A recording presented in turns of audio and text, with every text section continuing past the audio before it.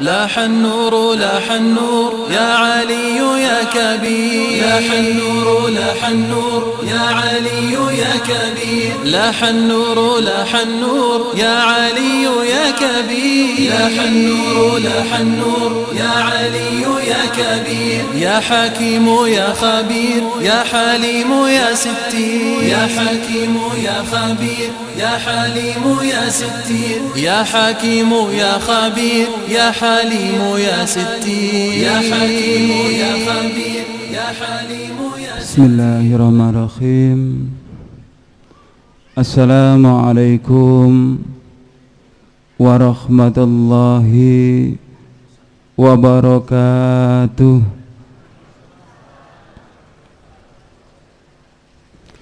Innal hamdalillah nahmaduhu wa nasta'inuhu wa nastaghfiruh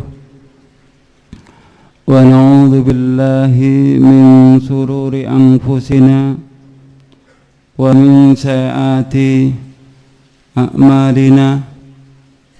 May yahdihillahu fala mudilla lahu wa may yudlil fala hadiya lahu. Asyhadu an la ilaha illallah wahdahu la syarika lah wa asyhadu anna Muhammadan abduhu wa rasuluh. Ya ayyuhalladzina amanu taqullaha haqqa tuqatih wa la tamutunna illa wa antum muslimun. Amma ba'd, fa inna asdaqal hadithi kitabullah wa khairal huda huda Muhammadin sallallahu alaihi wasallam wa syarrul umuri muhdatsatuha wa kullu muhdatsatin bid'ah wa kullu bid'atin dhalalah wa kullu dhalalatin finnar. Kepada Bapak Kiai, Bapak Ustadz yang saya hormati, kepada Bapak Ibu hadirin yang dimuliakan Allah Subhanahu wa taala. Puji syukur kita panjatkan kehadirat Allah. Salawat serta salam semoga tetap tercurahkan kepada baginda Rasulullah sallallahu alaihi wasallam bersama keluarga, para sahabat dan pengikut sunnah-sunnahnya. Bapak Ibu hadirin yang saya hormati, alhamdulillahirabbil alamin, pada kesempatan malam hari ini saya bisa bersilaturahim di hadapan Bapak Ibu sekalian. Kalau mengingat kapasitas saya sebagai Romo Sulinggih, orang yang disucikan, saya juga berkasta seorang Brahmana. Nama awal saya Ida Bagus, itu kasta Brahmana. Dan juga saya sarjana, tapi dari agama Hindu, Bapak Ibu. Kayaknya tidak mungkin saya bisa memeluk agama Islam. Namun atas kemurahan Allah Subhanahu wa taala, semua kezaliman saya, semua perbuatan buruk saya diampuni oleh Allah. Akhirnya saya dipanggil ke jalan yang benar, yaitu agama Islam. Pada awalnya saya mempelajari ilmu yoga samadhi di Pura Mandaragiri, Lumajang. Inilah pura yang pernah saya buat yoga samadhi, ayah bunda.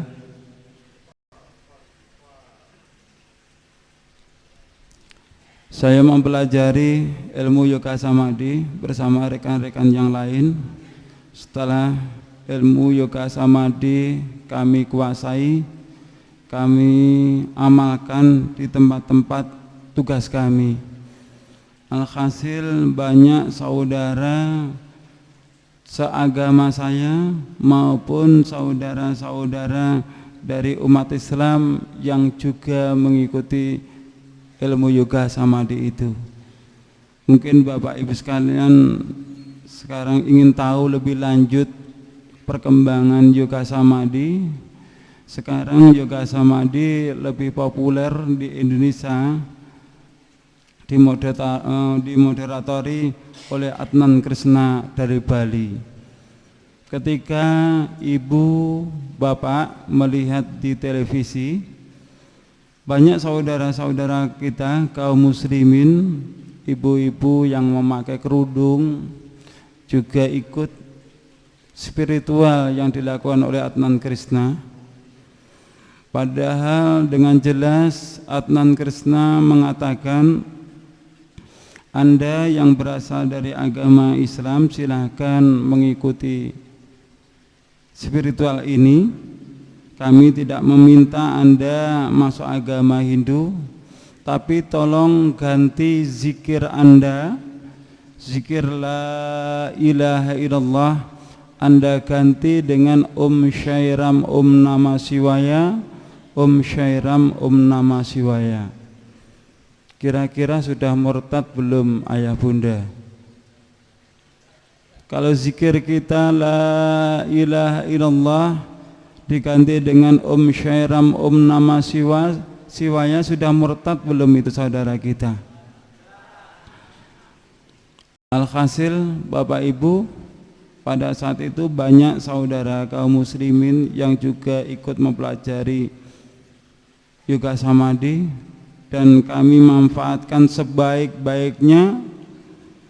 Saudara dari kaum muslimin, mohon maaf, saya murtadkan masuk ke dalam agama Hindu.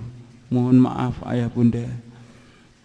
Gerakan kami dicium dai-dai dari umat Islam, seakan-akan dai dari umat Islam tidak menyetujui, seakan-akan umat Islam tidak memberikan kesempatan kepada kami. Akhirnya saya sowan kepada Romo Pinandita. Setelah saya sowan kepada Romo Pinandita, saya sampaikan masalah saya ke beliau. Saya diminta untuk menyempurnakan ilmu yoga samadhi dengan mempergunakan mantra-mantra Trayambakam. Beliau mengatakan siapapun yang mengamalkan yoga samadhi dengan mempergunakan mantra-mantra Trayambakam, dia mau berpuasa selama 7 hari 7 malam, dia akan mendapatkan kekuatan supernatural dari Trimurti, 3 manifestasi Ida Sang Yang Widyamsa, Dewa Brahma, Dewa Wisnu, Dewa Siwa. Setelah saya mendapat amanah dari pendeta saya pulang minta doa restu dari ayah ibu saya. Beliau merestui. Esok harinya saya lakukan ritual itu. Pada hari yang pertama, hari yang kedua, hari yang ketiga terus saya baca mantra Trayambakam ayah bunda. Di malam hari yang ketiga saya diuji Tuhan. Pada malam hari itu saya diuji Tuhan, datanglah ribuan nyamuk. Yang nyamuk itu seakan-akan mau menggigit, mau menghisap darah saya. Saya bacakan mantra Trayambakam, nyamuk itu hilang. Hari yang keempat, hari yang kelima, terus saya baca mantra Trayambakam. Di hari yang kelima saya juga diuji Tuhan ayah bunda. Kenapa saya katakan saya diuji Tuhan? Karena pada malam hari itu saya mencari Tuhan saya yang sebenar-benarnya. Pada malam hari yang kelima saya diuji Tuhan, datanglah bau busuk yang timbul dari tubuh saya. Saya bacakan mantra Trayambakam, bau busuk itu hilang. Mungkin terlintas di benak ayah bunda yang menjadi kesaksian Anda itu mimpi atau kenyataan. Karena banyak orang yang memberi kesaksian seperti itu ternyata cuma mimpi. Bapak Ibu sekalian yang saya hormati, ibadah di dalam agama saya bagi orang yang berkasta Brahmana, apabila dia menjalankan ritual, dia tidur, hukumnya batal. Apabila dia keluar dari kamar, apabila ada lampu yang menyala, maka hukumnya batal. Itulah ritual bagi orang yang berkasta Brahmana di dalam agama saya.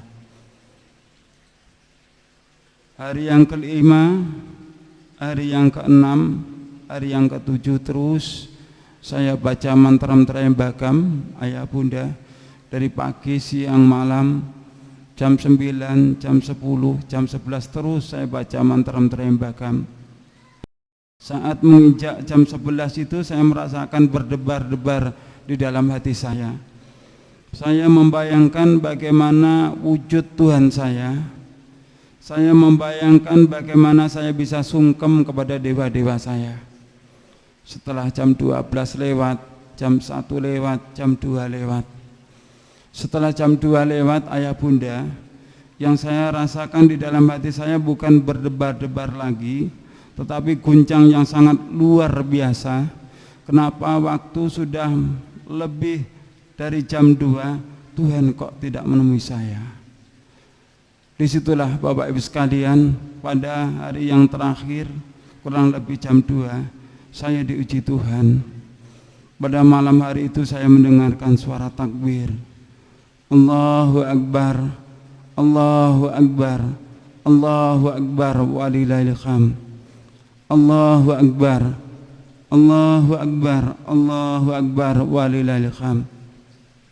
Karena berangkat ingin memuji Islam, dan saya sadar betul bahwa besok itu bukan hari raya Idul Fitri, besok itu bukan hari raya Idul Adha, maka suara takbir saya lawan dengan mantra Trayembakam.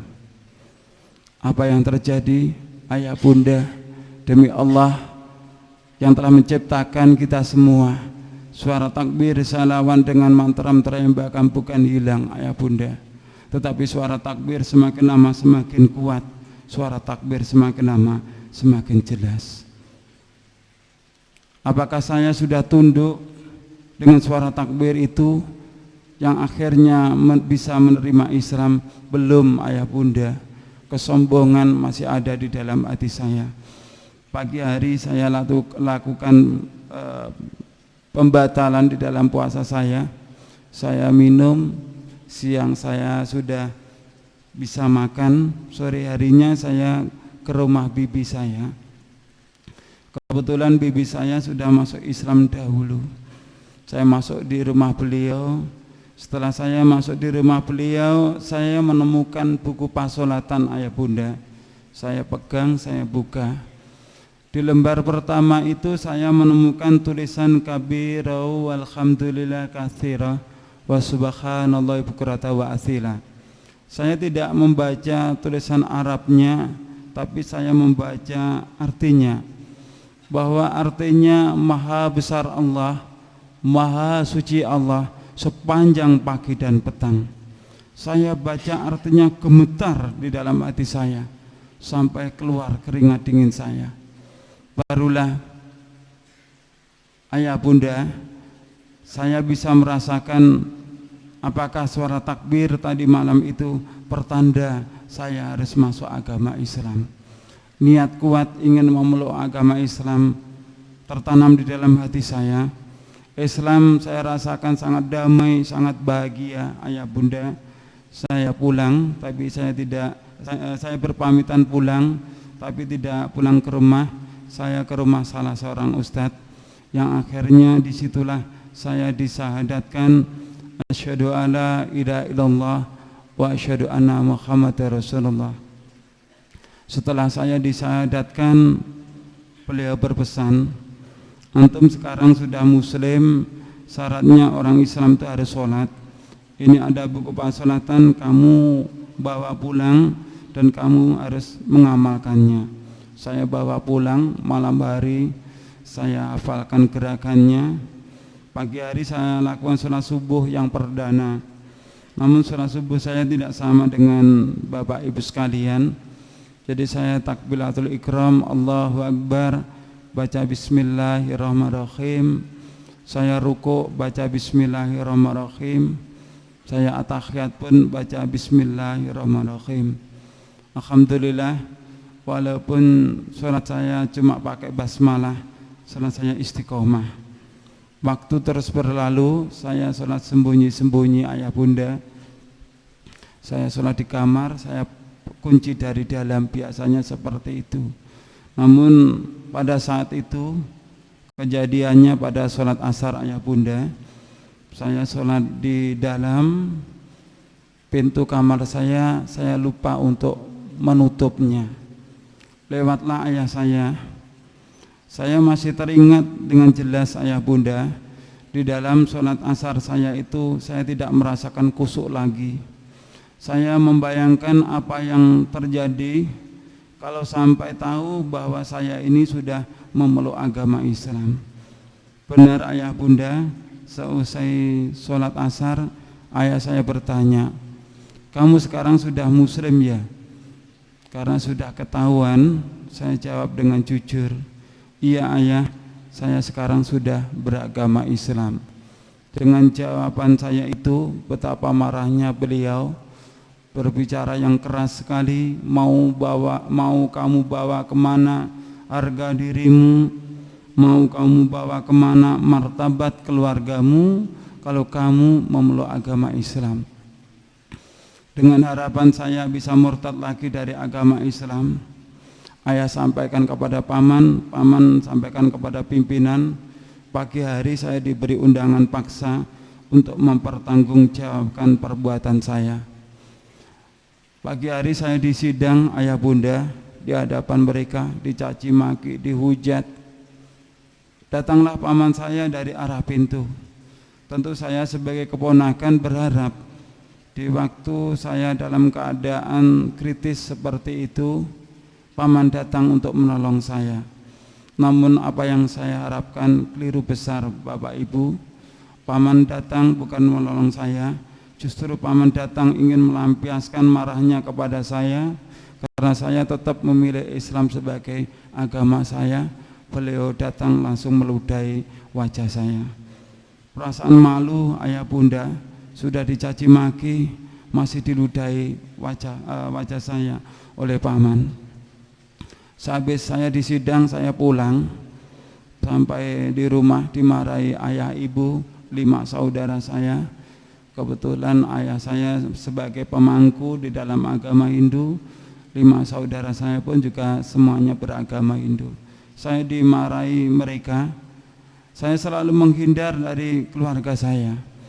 Namun disitulah peranan paman saya yang paling besar, karena memang harapan paman saya sebagai generasi penerus agama nenek moyang itu adalah saya. Beliau mengancam saya, kalau kamu tetap mempermalukan keluargamu, kalau kamu tetap beragama Islam, maka kamu nanti akan kubunuh.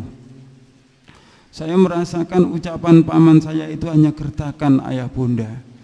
Saya pun juga tidak ada buruk sangka kepada paman saya. Namun ternyata ucapan paman saya itu benar-benar dibuktikan. Jadi kejadiannya pada saat itu saya di rumah sendirian, karena tidak ada buruk sangka kepada paman saya, tidak ada kecurigaan kepada paman saya. Saya pernah ayah bunda, demi memeluk agama Islam ini saya pernah disergap dari belakang. Saya sudah pernah ayah bunda, demi memeluk agama Islam ini tangan saya diikat. Saya sudah pernah ayah bunda, demi memeluk agama Islam ini leher saya mau digorok. Saat pisau sudah menempel di leher saya ayah bunda, saya dalam keadaan benar-benar kritis. Tidak ada harapan lagi untuk hidup. Tidak ada sesuatu yang bisa saya lakukan kecuali bermunajat kepada Allah Subhanahu wa taala. Saya memohon kepada Allah, ya Allah, sekiranya Islam ini adalah jalan yang benar yang Kau tunjukkan kepadaku, Berilah kesempatan kepadaku untuk menebus dosa-dosaku ini ya Allah. Berilah kesempatan kepadaku ya Allah untuk memperbaiki akhlakku ini ya Allah. Berilah kesempatan kepadaku umur panjang. Hanya itu Bapak Ibu sekalian yang bisa saya lakukan. Dan alhamdulillah ayah saya yang berencana pergi, beliau pulang. Dan tentu sekejam-kejamnya ayah saya tentu tidak akan tega bahwa anaknya dijadikan kelinci percobaan.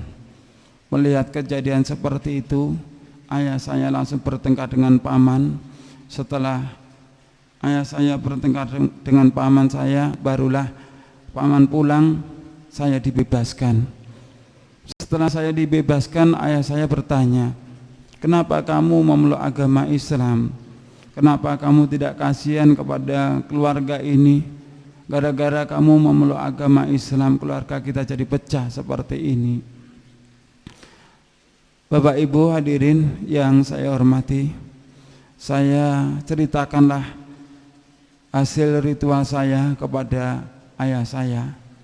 Ayah, di dalam ritual saya kemarin, saya di hari yang ketiga saya diuji Tuhan. Datanglah ribuan nyamuk, saya bacakan mantram Trayambakam hilang. Di hari yang kelima saya diuji Tuhan, datanglah bau busuk yang timbul dari tubuh saya bacakan mantram Trayambakam hilang. Tapi demi Allah ayah, di hari yang ketujuh saya diuji Tuhan, datanglah suara takbir, saya lawan dengan mantram Trayambakam bukan hilang ayah, tetapi suara takbir semakin lama semakin kuat, suara takbir semakin lama semakin jelas. Dengan keterangan itulah ayah bunda, berlinanglah air mata ayah saya. Beliau bertanya kepada saya, bagaimana kamu bisa memeluk agama Islam? Ayah, kalau dulu kita membawa umat Islam masuk ke dalam agama kita syahadatkan Om Swastiastu, Om Awikenamastu, Ekam Eva Adhyam Brahman, mengadakan sajen-sajen, mengadakan selamatan, mengadakan pemohonan tirta, baru dia masuk ke dalam agama Hindu. Tapi kalau ayah ingin memeluk agama Islam, ayah cukup membaca kalimat syahadat. Ayah saya diberi hidayah oleh Allah, ayah bunda, beliau minta untuk disyahadatkan.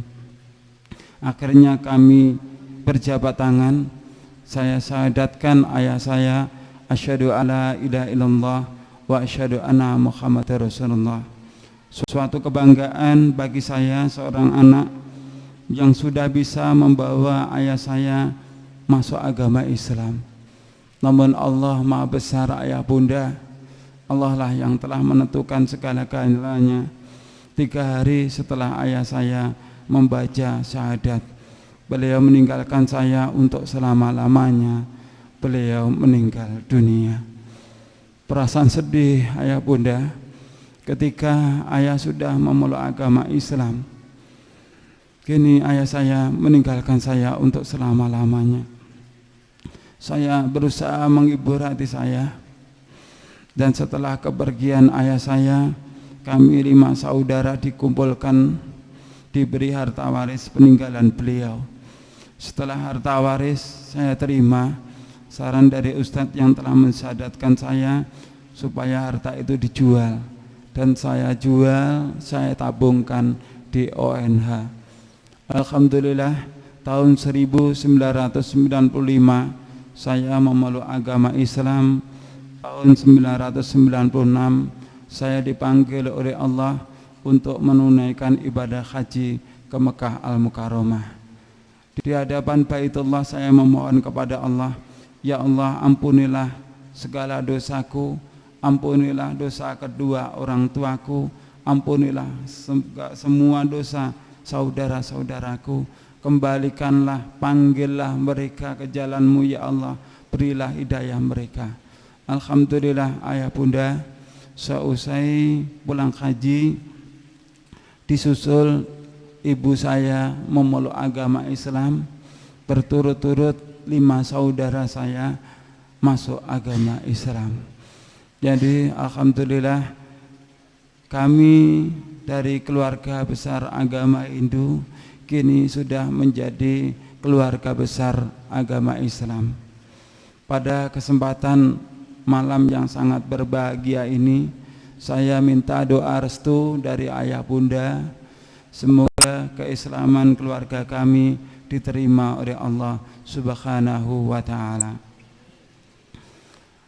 Bapak Ibu hadirin yang saya hormati, dalam usaha menebus dosa-dosa saya, karena saya dahulu juga membawa umat Islam, saya murtadkan masuk agama Hindu.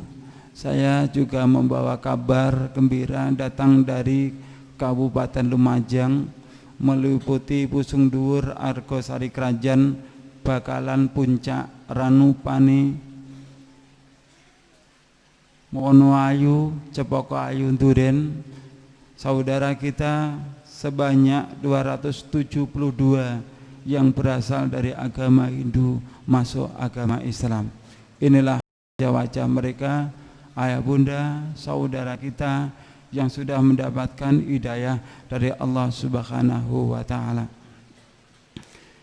Ini waktu pensyahadatan 205 saudara kita yang berasal dari agama Hindu masuk agama Islam.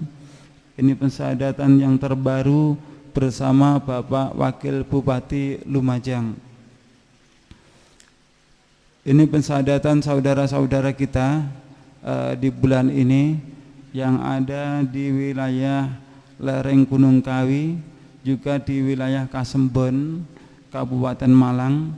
Coba Bapak Ibu lihat di sini ada saudara kita baru masuk agama Islam.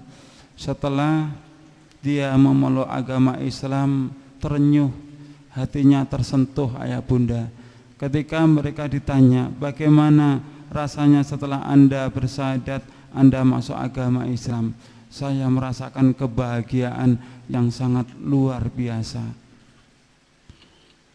Ini di bulan ini juga ayah bunda, saudara kita yang berasal dari agama Hindu yang masuk agama Islam, mereka belum punya mukena, belum punya jilbab dan sebagainya.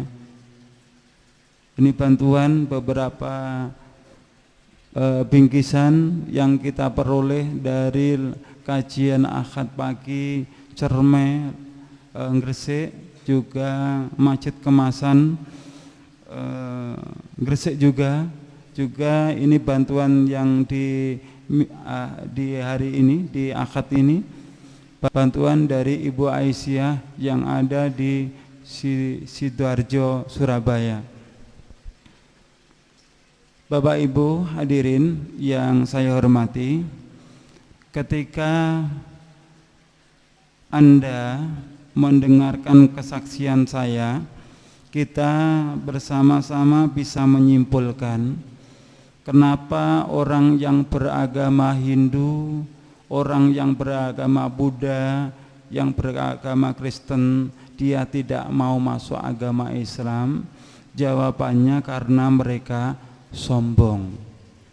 Kalau mereka tidak sombong, mereka mau membandingkan kitab mereka dengan kitab Al-Quran, insya Allah mereka akan terpanggil mendapatkan hidayah dari Allah Subhanahu wa ta'ala. Begitu juga kenapa umat Islam tidak mau tunduk kepada Al-Quran dan sabda Rasulullah sallallahu alaihi wasallam? Jawabannya juga karena sombong. Di dalam hati Anda masih ada penyakit TBC, takhayul, bid'ah dan khurafat, kekuatan-kekuatan yang datang selain dari Allah Subhanahu wa ta'ala. Ketika kita berdakwah kepada orang-orang saudara kita non-muslim, itu semua membutuhkan waktu yang lama, juga tidak mudah Bapak Ibu sekalian, sulit. Itu pengalaman yang saya rasakan. Namun saya merasakan ada yang lebih sulit ayah bunda. Kita mengajak orang Hindu, orang Kristen masuk agama Islam itu sulit. Tapi ada yang lebih sulit, yaitu mengislamkan orang yang sudah beragama Islam. Itu sulit sekali ayah bunda. Apakah umat Islam harus disyahadatkan? Tidak ayah bunda. Apa maksudnya?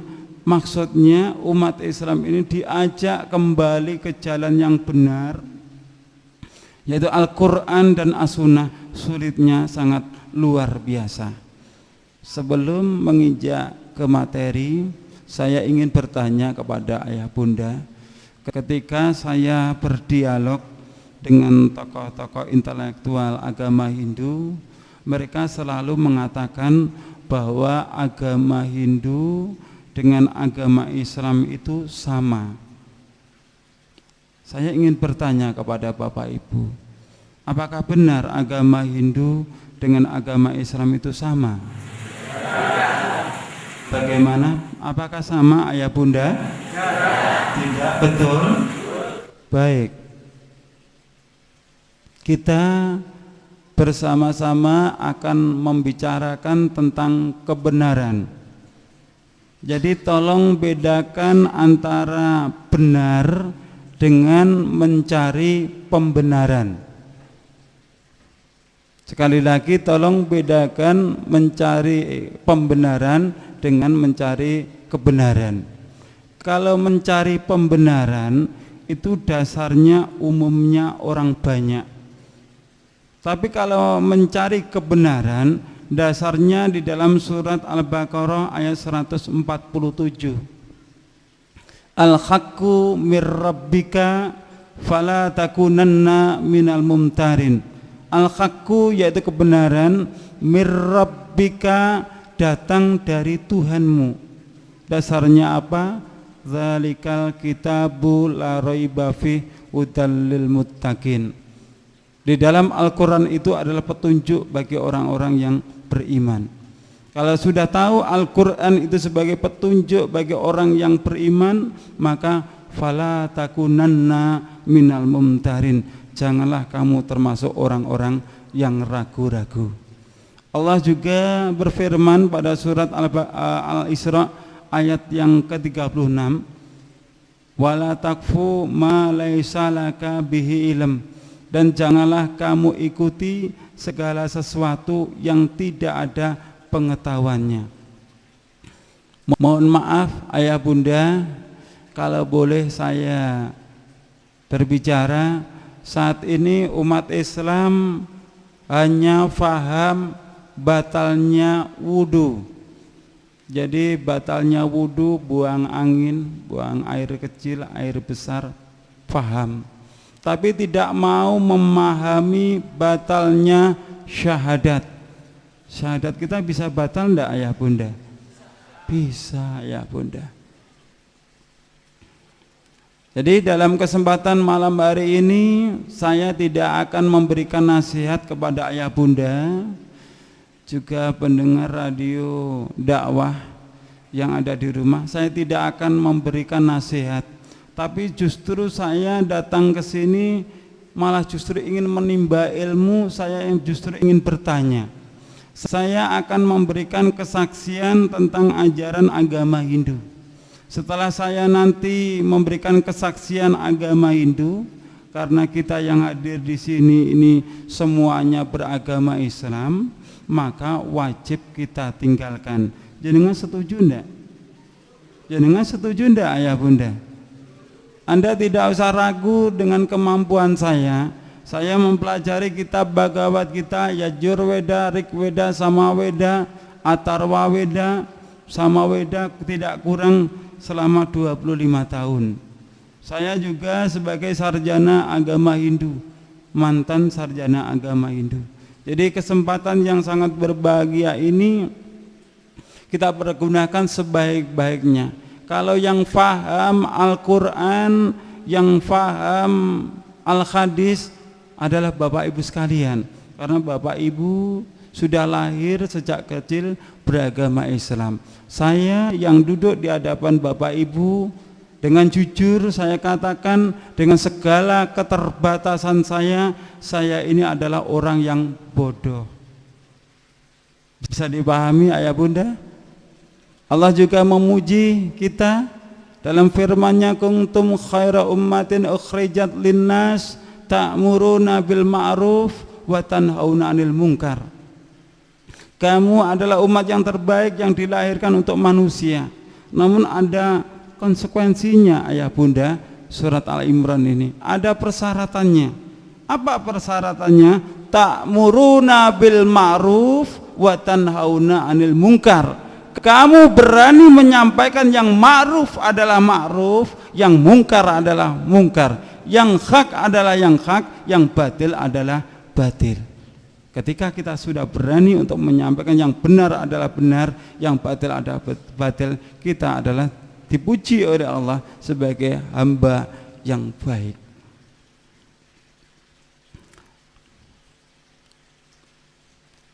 Saya mempunyai pertanyaan yang pertama, tolong dijawab dengan jujur.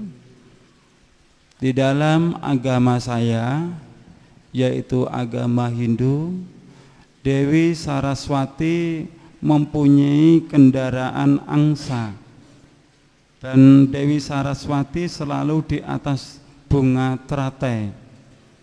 Di dalam agama Hindu, angsa dilarang untuk disembelih.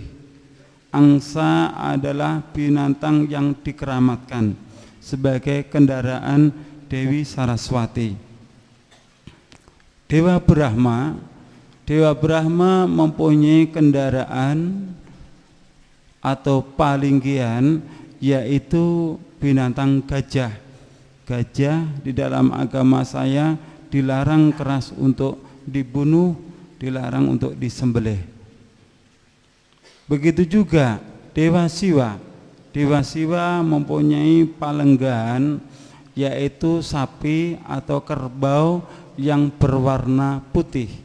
Bisa Anda lihat di dalam perpustakaan nasional yang ada di Bali, bahwa Resi Markadenya, ini bukan rumah sakit Islam ayah bunda ya, jadi bahasanya kita pakai ejakan Sanskrit asli, jadi bacanya Resi Markadenya dengan beberapa sapi juga kerbau yang berwarna putih.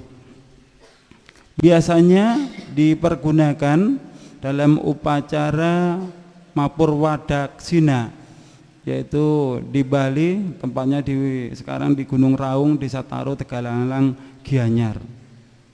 Saya sampaikan, lembu dan kerbau yang berwarna putih dilarang disembelih karena sebagai palenggan Batara Siwa. Ketika saya masuk di kota wilayah bagian Jawa bagian tengah, saya juga menemukan ayah bunda, yaitu kerbau yang berwarna putih. Kalau karena kerbau atau sapi itu berasal dari India ayah bunda, bawaan Resi Markadenya, setelah datang ke negeri kita biasanya disebut bukan kerbau warna putih tapi kebo bule. Jadi ada yang namanya turis bule, juga ada kerbau bule. Saya amati ayah bunda bahwa kemerdekaan Republik Indonesia ini diperoleh atas dukungan dan prakasa para ulama-ulama kita, termasuk ada Kiai Ahmad Dahlan, ada Kiai Hasyim Asy'ari yang mendukung perjuangan kemerdekaan Republik Indonesia. Jelas Kiai Ahmad Dahlan, Kiai Hasyim Asy'ari. Tapi setelah saya masuk di wilayah tengah, apa juga di sini ini ya ini, saya menemukan gelar ulama, Pak Kiai, Pak Ustadz dipakai di kerbau ini ayah bunda. saya menemukan kerbau yang berwarna putih namanya Kiai Slamet. Pertanyaan saya, ayah bunda, sejak kapan kerbau ini jadi kiai? Dan kalau boleh tahu, ya, hati kita masa tidak tersentuh? Masa yang namanya kiai tidak pernah pakai baju, bahkan tidak pernah pakai celana dalam, ayah bunda. Buang air juga di sembarang tempat. Terus di sini setiap tahun, ayah bunda, diarak bukan 1-2 orang, ribuan manusia berebut kotoran Kiai Kebo Slamet, ayah bunda. Katanya kerbau ini bisa mendatangkan berkah, kotorannya pun juga bisa sebagai obat sebuah penyakit. Beberapa waktu yang lalu saya investigasi di kandangnya Kebo Slamet ini. Saya tidak mau manggil kiai karena dia hanya binatang, ayah bunda. Ternyata sampai di sana, yang mana di setiap tahunnya kotorannya ini direbutkan, di kandangnya itu kotorannya banyak sekali, ayah bunda. Jadi setelah saya di Jawa Timur atau di luar Jawa, saya sarankan kepada saudara-saudara kita, kalau Anda datang, apa benar di Solo itu?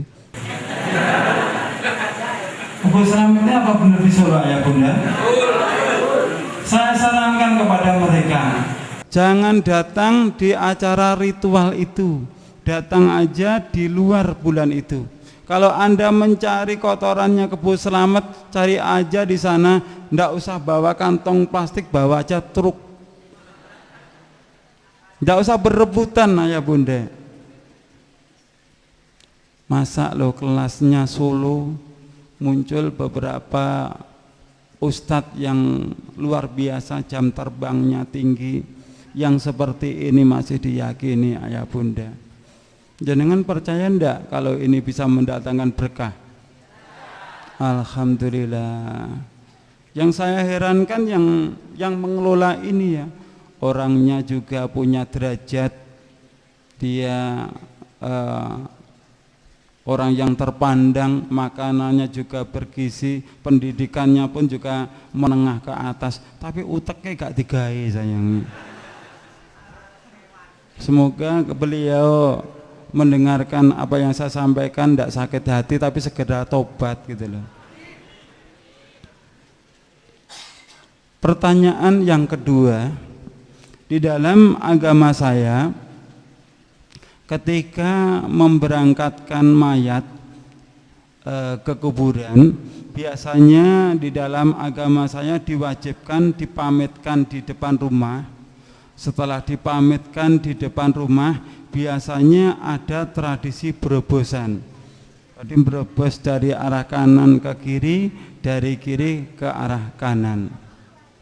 Setelah saya masuk agama Islam, Bapak Ibu sekalian, karena Hindu meyakini bahwa berobosan itu sebagai wujud bakti kepada orang tua, juga salam kepada dewa yang ada di nirwana. Di kalangan masyarakat Islam juga ada tradisi berobosan. Di Solo sini apakah juga ada yang namanya berobosan, ayah bunda?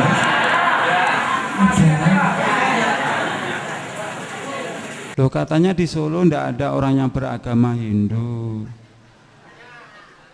Agama Islam dengan agama Hindu sama ndak, ayah bunda? Tidak sama loh ya. Jenengan sudah pernah menemukan dasar dalilnya bahwa ketika orang tua kita ini meninggal dunia, kita harus berobosan seperti itu? Belum. Kalau belum, kenapa Anda melakukannya? Apa alasan Anda? Masa dalilnya ngikuti mbah-mbah gitu? Tadi kita akan berbicara tentang kebenaran, ya. Kebenaran itu datang dari Allah, dasarnya adalah Al-Quran dan As-Sunnah. Setelah diberangkatkan, biasanya di dalam agama saya selalu mayat itu ditandu, di atas kepalanya itu diberi payung, ayah bunda. Coba Anda perhatikan, mohon maaf, yang Anda lihat ini kira-kira agamanya Islam atau Hindu? Islam atau Hindu, ayah bunda? Kalau ini beragama Hindu, terbukti kan di situ ada payung di atas kepala mayat. Setelah saya masuk agama Islam, ayah bunda, saya juga melihat bahwa umat Islam ini dalam prosesi pemberangkatan mayat ke kuburan juga dikasih payung. Di Solo sini apakah juga dikasih payung, ayah bunda? Loh, kok iya toh? Apa alasannya ketika orang tua kita meninggal dunia, dibawa ke kuburan, dikasih payung? Panas. Anda berani mengatakan karena panas. Anda pernah mati toh, ayah bunda? Belum, jangan. Belum pernah mati kok mengatakan panas gitu loh. Wah, nanti akan dibawa ke padang mahsyar. Di padang mahsyar bawa payung. Masuk akal gitu loh. Begitu juga dalam pemberangkatan mayat, biasanya di dalam agama Hindu mempergunakan bunga. Bunga itu dipergunakan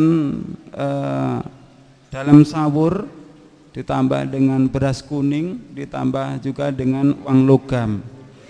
Begitu juga bunga biasanya dironce, ayah bunda, dironce dengan benang, biasanya ditaruh di beranda mayat itu.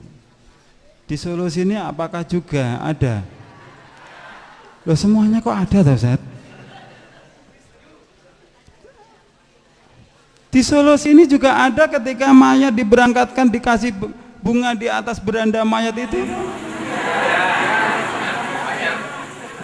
Banyak. Diki sing Islam sama sing Hindu sing endi sih?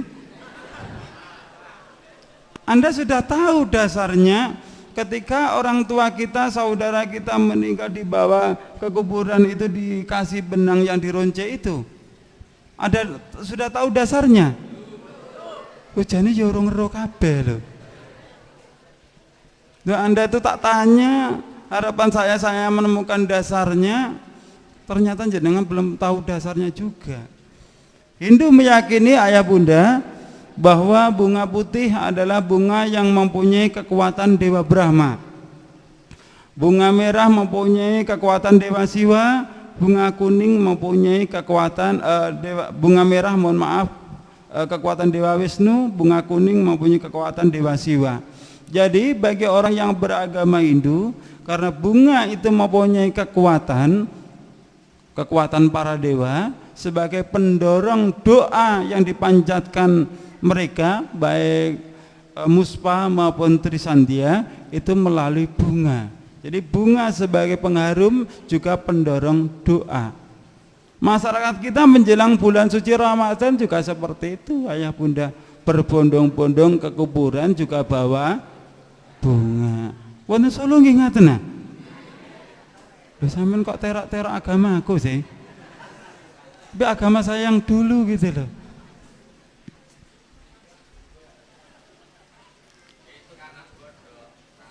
Pertanyaan yang ketiga, tolong jawab dengan jujur kalau ayah bunda memang tahu dasarnya.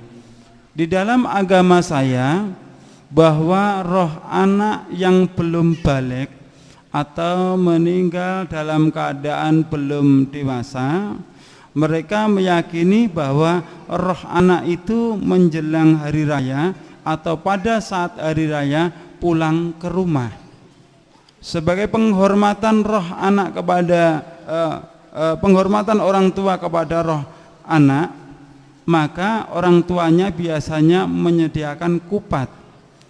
Kupat dipasang biasanya di atas pintu, ada juga yang ditaruh di kamar tengah, ada juga yang langsung setelah hari raya dibagikan kepada tetangga. Ini kita lihat di depan pura, ayah bunda, kita lihat terlihat dengan jelas bahwa di depan pura juga disediakan ketupat. Ini pemasangan ketupat saudara-saudara kita di Bali. Dengan segala keterbatasan saya, dengan segala kebodohan saya mempelajari ilmu Islam, hukum-hukum Islam ayah bunda.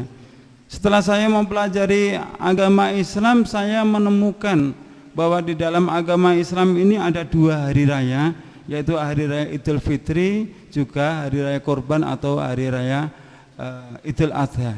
Namun kenyataannya ayah bunda, di dalam agama Islam hari raya 3, Idul Fitri, Idul Adha, juga hari raya Kupatan. Apa betul ayah bunda? Anda sudah pernah tahu dasarnya apabila kita hari raya Idul Fitri terus diteruskan hari raya Kupatan? Jenengan jawab dengan jujur ayah bunda. Di sini ada hari raya Kupatan itu? Ada ya bunda? Semuanya nggak ada tahu dasarnya, nggak tahu perintahnya, kok ada kabeh ya Pak? Ini coba kita lihat. Ini tepatnya di Jawa Timur, di wilayah Duren Trenggalek. Ini Kupatan yang dilakukan oleh saudara-saudara kita, dan Kupatan ini yang mereka lakukan sehabis hari raya Idul Fitri. Bukan kecil Pak, besar sekali. Kupatnya besar sekali. Kalau yang besar itu kira-kira dimakan orang 20 baru bisa habis.